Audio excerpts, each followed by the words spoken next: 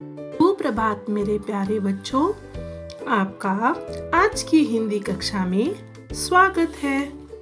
आज हम एक नया विषय सीखेंगे, लेकिन उससे पहले देखते हैं कि सीता और सीता के पिता के बीच में क्या वार्तालाप अर्थात बातचीत हो रही है।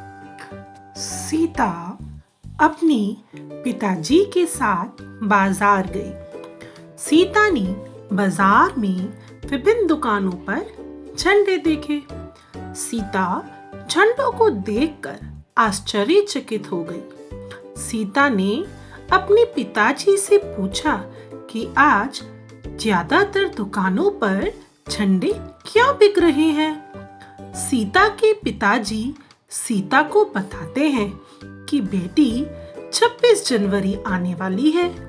26 जनवरी 1950 को हमारे देश भारत का संविधान लागू हुआ था। 26 जनवरी हमारा गणतंत्र दिवस है। 26 जनवरी एक बहुत महत्वपूर्ण दिन है।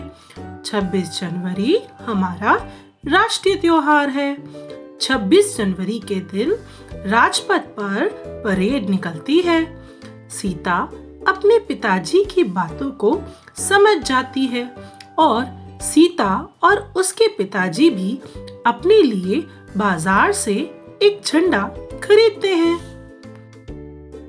प्यारे बच्चों, आपने अभी सीता और सीता के पिताजी के बीच में एक वार्ता सुनी, अर्थात बातचीत सुनी।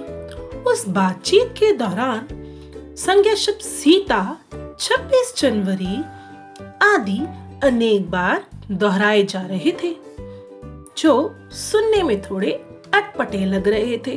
अरे बच्चों, अभी जो हमने वार्ता सुनी उसमें मैं अब थोड़ा बदलाव करती हूँ और अब देखते हैं हमारे नए लेख को। सीता अपने पिताजी के साथ बाजार गई। उसने बाजार में विभिन्न दुकानों पर झंडे देखे। वह झंडों को देखकर आश्चर्यचकित हो गई। उसने अपने पिताजी से पूछा कि आज ज्यादातर दुकानों पर झंडे क्यों बिक रहे हैं। उसके पिताजी उसे बताते हैं कि बेटी 26 जनवरी आने वाली है। 26 जनवरी 1950 को हमारे देश भारत का संविधान लागू हुआ था।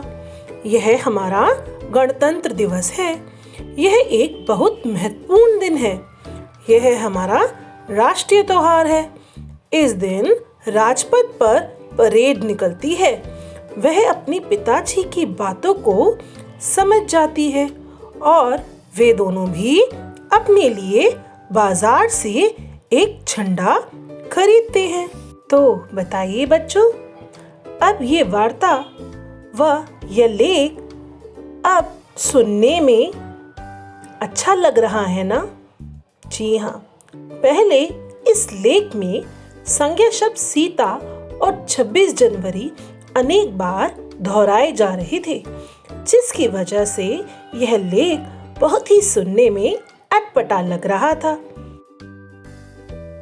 परंतु अब इन नए शब्दों का प्रयोग करने से यह लेख सुनने में बहुत अच्छा लग रहा है। जानते हैं इन शब्दों को जिनका प्रयोग हमने संज्ञा शब्दों की जगह किया है, उन्हें क्या कहते हैं?